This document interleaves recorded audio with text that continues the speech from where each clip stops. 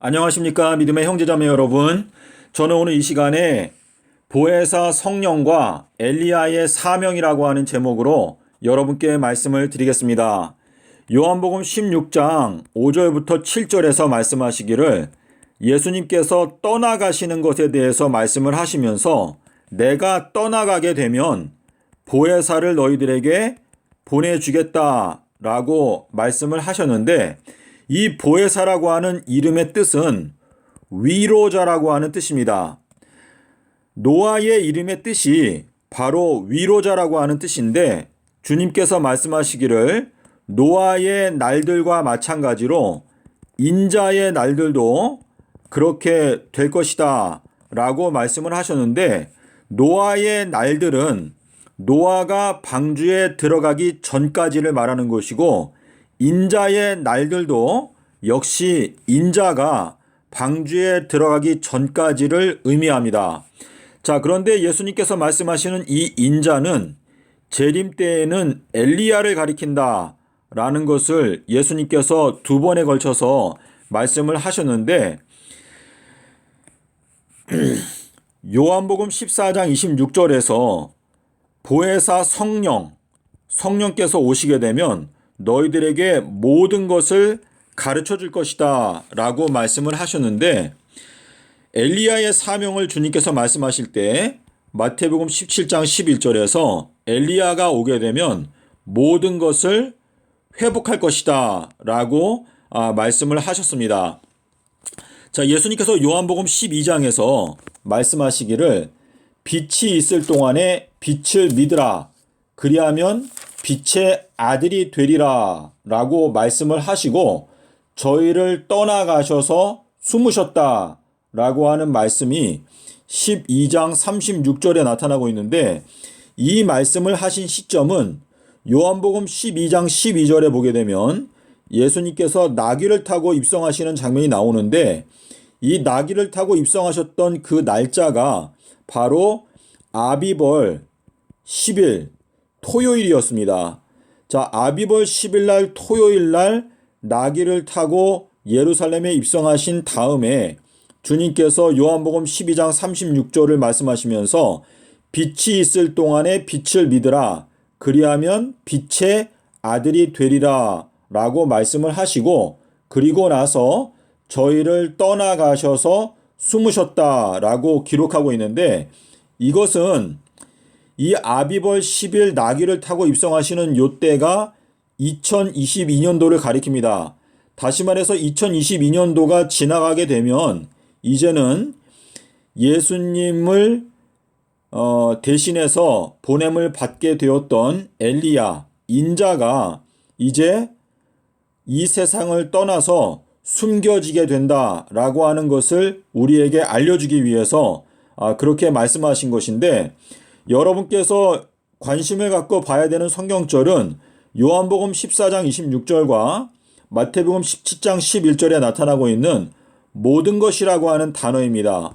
보혜사 성령이 오면 모든 것을 우리에게 가르쳐 주시는데, 엘리야가 와서 모든 것을 회복한다 라고 하는 말씀을 우리가 생각하게 되면, 결국은 주님께서 보내시는 그 보혜사 성령이 엘리야에게 임하여 엘리야가 모든 것을 회복하는 사명을 맡게 되는데, 그 엘리야가 있는 동안에 빛을 믿게 되면 그 빛의 자녀가 될 수가 있는데, 그 엘리야가 떠나가게 되는 시점은 2022년도가 지난 다음에 엘리야가 떠나가게 된다 라고 하는 의미가 여기에 들어 있습니다. 자, 우리 마태복음 24장 51절에 있는 말씀을 보게 되면 생각지 않은 날, 알지 못하는 시간에 인자가 와서 악인을 쪼갠다. 자, 우리 한글 성경에는 때린다라고 되어 있는데요, 원어를 보게 되면 쪼갠다라고 되어 있습니다. 근데 이 쪼갠다라고 하는 히브리어 단어는 절반이라고 하는 단어와 같은 단어인데, 이 절반이라고 하는 단어가 화살이라고 하는 단어와 같은 단어입니다. 자, 그래서 지금 요 화살이라고 하는 단어가 히브리어로 요렇게 기록을 하는데요. 이것이 일의 절반 할 때 절반이라고 하는 뜻도 있고, 그리고 화살이라고 하는 뜻도 있고, 또 쪼갠다 라고 하는 뜻이 있는데, 지금 이 악한 자를 쪼개고 그 다음에 외식하는 자로서 그 사람을 정한다. 또 믿음 없는 자로 그 사람을 정한다. 누가복음 12장 46절을 함께 보시면은요. 지금 생각지 않은 날, 알지 못하는 시간에라고 하는 요 표현은, 생각지 않은 날이라고 하는 것은 인자가 와서 활동하게 되는 그 때를 말하는 것이고, 알지 못하는 시간, 요것도 역시 일경을 말하는 것인데, 지금 요 외식하는 자, 이 외식이라고 하는 것은 무엇이죠? 외식은 주님께서 말씀하시는 누룩이라고 말씀하셨고, 들보라고 말씀하셨고, 회칠한 무덤이라고 말씀하셨고, 또 평토장한 무덤, 또 장로의 유전, 또 사람의 계명, 여러 가지로 주님께서 말씀을 하셨는데, 이 외식과 직접적인 관련이 있는 것이 바로 요나의 표적입니다. 주님께서 누가복음 12장 56절과 마태복음 16장 1절부터 있는 말씀에서 말씀하시기를, 외식하는 자여 어찌하여 요나의 표적을 분별치 못하느냐.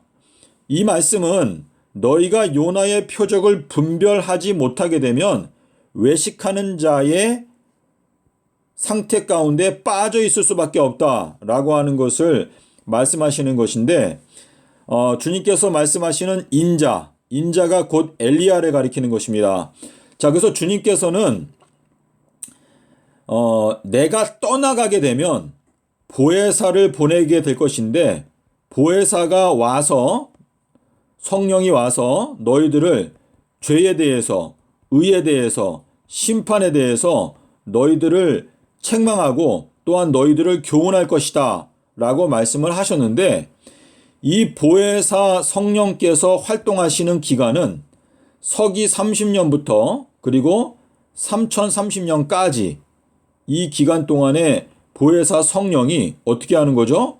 예수님의 모든 원수들이 예수님의 발등상이 되게 할 때까지 활동을 하신다라고 하는 뜻인데, 이 보혜사 성령이 들어서 사용하게 되는 이 도구, 그분의 이 사역자가 엘리야라고 지금 말씀을 하시는 것인데, 엘리야가 오게 되는 시점은 언제 온다고 그랬죠? 여호와의 큰 날이 오기 전에. 근데 이 큰 날은 2030년 4월 18일 아비벌 15일 요한복음 19장 31절에서 말하고 있는 큰 날이 오기 전에 엘리야를 보내겠다라고 하는 그 말씀과 같이 엘리야가 오는데, 엘리야가 와서 모든 것을 회복한다.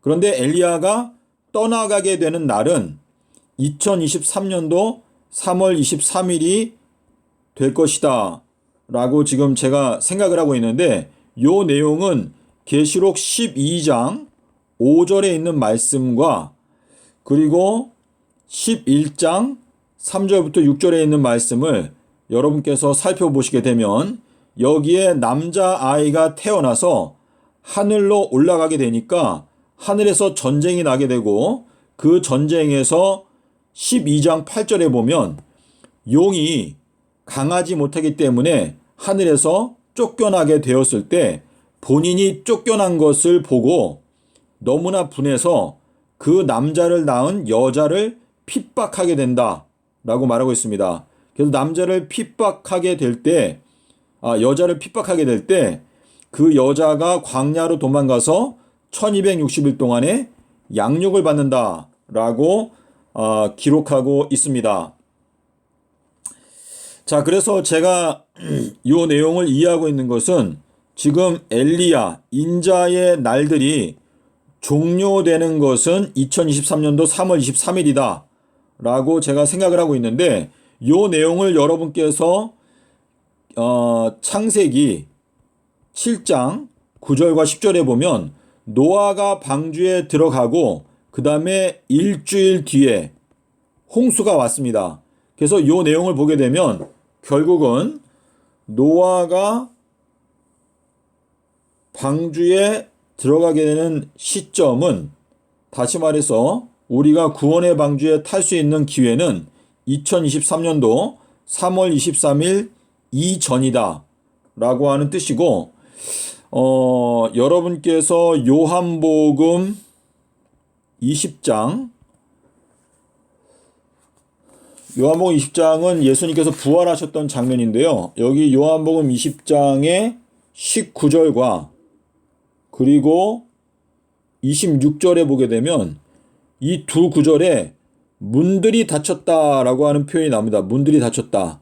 자, 문들이 닫힌 그 시점이 뭐냐면 일주일 중 첫날, 주일 중 첫날이라고 되어 있고 19절에서는, 그리고 26절에서는 여드레 후에라고 되어 있는데 요 두 구절이 가리키는 시점이 전부 다 2023년도를 가리키고 있습니다. 자, 그래서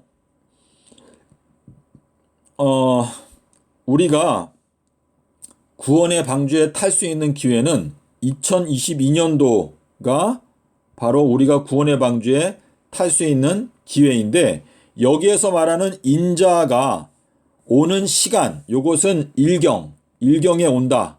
다시 말해서 저물 때. 자, 이 저물 때라고 하는 단어는요, 마태복음 28장 1절에 보게 되면 일주일이 저물고라고 나옵니다. 그래서 일주일이 저무는 건 토요일인데 2022년도가 토요일에 해당되는 안식년이기 때문에 결국은 2022년도는 일경에 해당되고 이것이 바로 저물 때를 가리킨다 라고 하는 뜻입니다. 자, 요 내용은 우리가 이제 계시록에 있는 내용을 제가 이렇게 그림과 함께 좀 적어봤는데요. 자, 여기 이 무지개가 이 녹보석 모양으로 있죠. 요거는 녹보석은 히브리어로 이게 바라크트라고 하는 요 단어를 여러분께서 찾아보시게 되면 이게 의미가 번개라고 하는 뜻이거든요. 번개. 근데 이 번개는 등불에서 나온다라고 말했는데 누가복음 11장 36절에서 이 등불 번개, 등불에서 비추어 나오는 번개빛, 이것은 바로 엘리야의 기별, 침례 요한의 기별이다라고 하는 뜻이고, 계시록 4장 5절에 보게 되면 하나님의 보좌에서 번개가 비추어 나온다라고 말했습니다. 자, 그래서 요 가운데 여기가 보좌인데 이 보좌에 앉으신 분의 모습이 홍보석과 같고 또 벽옥과 같다 라고 말하고 있죠. 그래서 이게 계시록 4장에 나오는 내용인데 지금 하나님의 보좌에서 번개가 흘러나온다. 그리고 계시록 22장에서는 어린 양의 보좌에서 생명수의 강이 흘러나온다. 요한복음 7장 37절에서는 그 배에서 나에게 오는 자는 내가 생명수를 줄 것인데 그 배에서 생수의 강이 흘러나오게 될 것이다 라고 하는 말씀을 하시고 있는데, 이 번개의 기별은 결국은 생명수의 기별이다 라고 하는 의미가 되는데, 이 무지개가 녹보석이다 라고 하는 것은, 무지개가 뭐죠? 히브리어로 바로 활을 가리킵니다. 활. 그래서 이 활이라고 하는 것은 무지개, 언약의 표징이다 라고 말씀하셨는데, 지금 여기 앉으신 분의 모습이 벽옥과 홍보석과 같다. 자, 벽옥은 뭐죠? 벽옥은 첫 번째 돌인데 이것은 베드로의 돌입니다. 베드로. 근데 베드로가 바요나라고 했기 때문에 요나의 아들인데 벽옥은 요나의 아들을 가리킵니다. 그리고 홍보석이라고 하는 것은 히브리어로 아담, 에돔, 불다라고 하는 뜻인데, 이 불다라고 하는 것은 예수 그리스도의 보혈과 연관이 있습니다. 그래서 예수님은 물과 피로 임하셨다. 물로만 임하신 분이 아니고 물과 피로 임하셨다. 근데 피에는 생명이 있다라고 말했기 때문에 예수님의 십자가의 죽으심은 하나님의 생명을 희생하시는 사건이었다라고 하는 의미가 여기에 들어 있습니다. 자, 그래서 지금 무지개, 녹보석, 번개, 이 번개는 다니엘서 10장 6절에서 말씀하시기를 주님의 얼굴이 번갯빛과 같다라고 말했는데 이 얼굴빛은 얼굴빛 출애굽기 34장 출애굽기 34장 제가 지금 찾고 있는데요. 34장 29절에 보면 여기에 모세의 얼굴에 있는 광채. 자, 이 광채가 결국은 번개와 같은 밝은 빛인데 이 광채가 히브리어로 케렌입니다. 케렌인데 요것이 여호수아서 6장 5절에 나타나고 있는 바로 나팔이라고 하는 단어와 같은 단어인데 이 나팔 소리는 뭐라고 그랬죠? 내 뒤에서 나는 나팔 소리. 이 내 뒤에서는 뭐죠? 내 뒤에서 오시는 분은 어떻다? 나보다 강하시다. 이 강하시다라고 하는 것은 지혜의 목소리이다라고 하는 뜻인데 지혜의 목소리는 삼낮 삼밤 땅속에서를 의미한다 라는 것을 여러분께서 이제 아실 수 있을 것입니다. 자, 계시록 10장 1절에 가면 여기에 무지개가 한 번 더 나오는데 계시록에는 무지개라고 하는 단어가 딱 2번 나옵니다. 무지개가 2번 나오고 여기에 활이 한 번 나오는데 이 활도 히브리어로 무지개입니다. 무지개. 자, 그래서 여기 위에서 하늘에서 강한 천사는 뭐죠? 지혜로운 천사가 하늘에서 내려오는데 그의 손에는 펴놓여진 책이 있다. 근데 이 펴놓여진 책은 뭐다? 다니엘서를 가리킨다. 다니엘서 안에 7 인봉이 있다라고 말씀을 드렸는데 지금 하늘에서 내려오는 강한 천사의 머리에는 무지개가 있다라고 말하는 것은 이 천사의 머리 속에 주님께서 좌정하여 계신다. 이 머리가 주님께서 영을 주셨거든요. 주님의 영을 주셨는데 이 머리 속에 주님께서 좌정하여 계신다라고 하는 의미가 여기에 들어있는 것이죠. 그래서 머리 위에는 무지개가 있고 그의 얼굴은 해와 같이 빛나고 그리고 그가 부르짖을 때에 7 우레가 발하게 된다라고 하는 말씀이 계시록 10장 1절에 나오는데 여러분께서 거기 보면은 구름을 입고 내려오고 여기에 구름이 보이시죠? 구름을 입고 내려오고 그 머리에는 무지개가 있고 그의 얼굴은 해와 같고 그의 발은 불기둥과 같다. 발이라고 하는 것은 삼낮 삼밤 땅속에서를 가리키는데 포도스죠. 포도스가 바로 3.14에 해당되는 길이다 라고 하는 뜻인데 이거는 삼낮 삼밤 땅속에서 가리키고 그의 손에는 작은 책이 돌려있고 그의 오른발은 바다를 밟고 있고 오른발은 의롭다라고 하는 뜻인데 의로운 발이 바다는 이방인들을 가리키죠. 왼발은 땅을 밟고 있다 라고 지금 기록하고 있고 사자에 부러지는 것 같이 큰 소리로 외치니까 7 우레를 바라더라. 그러니까 지금 하늘에서 내려오는 이 천사는요 유다 지파의 사자의 권능을 갖고 있는 존재를 말한다라고 하는 의미가 되겠습니다. 자, 그리고 이제 우리 계시록 6장에 가면은 흰말 탄 자가 나오는데 손에 활을 들고 있고 머리에는 면류관을 쓰고 있다라고 말하고 있는데 이 면류관은 지혜를 가리킵니다. 잠언 4장에서 지혜가 제일이니까 지혜를 얻으라. 지혜가 너에게 영화로운 면류관을 줄 것이다 라고 말했고 활이라고 하는 것은 무지개를 뜻하죠. 자, 그래서 무지개는 구름 속에 내가 무지개를 두었는데 이것은 언약의 표징이다 라고 말했는데 언약은 뭐예요? 우리에게 영생을 주시는 약속의 표이다 라고 하는 뜻인데 지금 활로 쏘는 무기가 바로 화살이죠. 화살. 근데 이 화살은 가운데 또 수요일 또 쪼갠다 라고 하는 여러 가지 의미가 있는데 이 화살로 원수의 간을 뚫는다. 그래서 잠언 7장 23절에 보면 뭐라고 돼 있죠? 음녀에게 홀려가지고 음녀에게 빠지는 사람, 다시 말해서 바벨론이 음녀인데 바벨론의 올무에 빠지게 되는 사람들은 화살이 그의 간을 뚫게 될 것이다. 이 간이라고 하는 것은 숫자가 많다라고 하는 뜻인데 great 수많은 사람들이 이 화살에 죽임을 당하게 될 것이다 라고 하는 것을 말하고 있습니다. 그래서 계시록 17장 2절에 가면 뭐라고 말했죠? 만국은 뭐예요? 모든 나라가 그녀의 진노의 포도주에 취하였다 라고 기록하고 있습니다. 그래서 이것은 결국은 화살로 말미암아 간을 뚫는다. 간이 수많은 사람들을 의미하는 것이기 때문에 화살이 수많은 사람들을 죽인다. 삼라산밤 땅속에서 수요일 십자가 진리로 말미암아 수많은 사람들이 죽임을 당하게 될 것이다. 그래서 화살, 절반, 쪼개다, 수요일. 잠언 7장 23절에 말하고 있고 다니엘서 9장 27절에서도 일의 절반을 말하고 있고 마태복음 24장 51절에 보면 알지 못하는 시간에 와서 그 사람을 악한 자를 쪼갠다라고 말했습니다. 이 쪼갠다라고 하는 것이 출애굽기 21장 35절에도 역시 나타나고 있습니다. 자, 믿음의 형제자매 여러분, 지금 제가 보혜사 성령께서 오셔서 이 세상을 책망하시는데 요한복음 16장 9절에 보면 뭐라고 말했죠?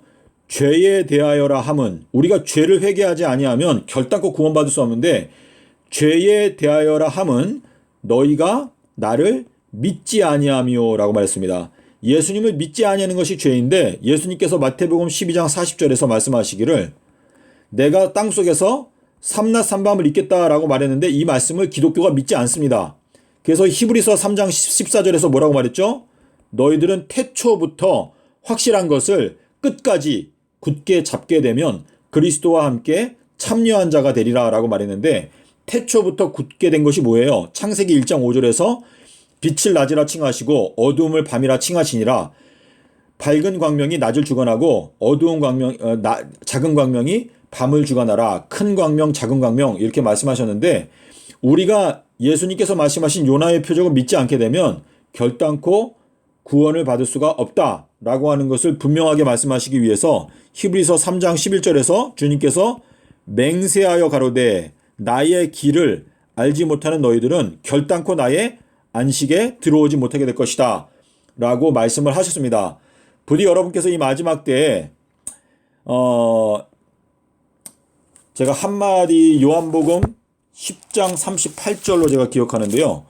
요한복음 10장 38절에서 예수님께서 뭐라고 말씀하셨냐면 너희가 나를 믿지 아니할지라도 내가 하는 일이 만약에 하나님의 말씀과 맞다면 내가 하는 일 자체를 믿어라 라고 말했습니다.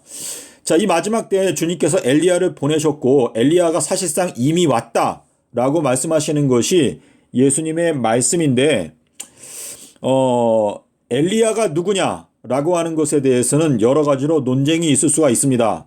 하지만 제가 여러분께 말씀드리고자 하는 것은 엘리야가 누구냐라고 하는 것에 있어서 논쟁을 하면서 시간을 보낼 것이 아니라 엘리야의 기별이 무엇이냐 하는 것을 듣고 그 말씀을 깨닫고 그 말씀을 받아들이는 사람은 구원을 받을 수 있다 라고 하는 것을 주님께서 요한복음 10장 38절부터 말씀을 하셨거든요. 그래서 지금은 우리가 자다가 깰 때가 되었고 2022년도가 바로 엘리야의 해입니다. 그러므로 여러분께서 엘리야, 침례 요한이 주님께서 엘리야라고 말씀하셨는데 침례 요한의 기별, 주의 길을 곧게 하라. 요한복음 1장 23절에서 말씀하신 이 주의 길을 곧게 하라라고 하는 이 말씀을 마음 가운데 깊은 관심을 갖고 살펴보시게 되면 예수님께서 서기 30년도 수요일에 돌아가시고 일요일에 부활하셨다는 진리를 알게 될 수가 있습니다. 그래서 그 진리를 알게 되면 지금 현재가 엘리야의 때라는 것을 여러분께서 깨닫게 되실 수가 있습니다. 감사합니다.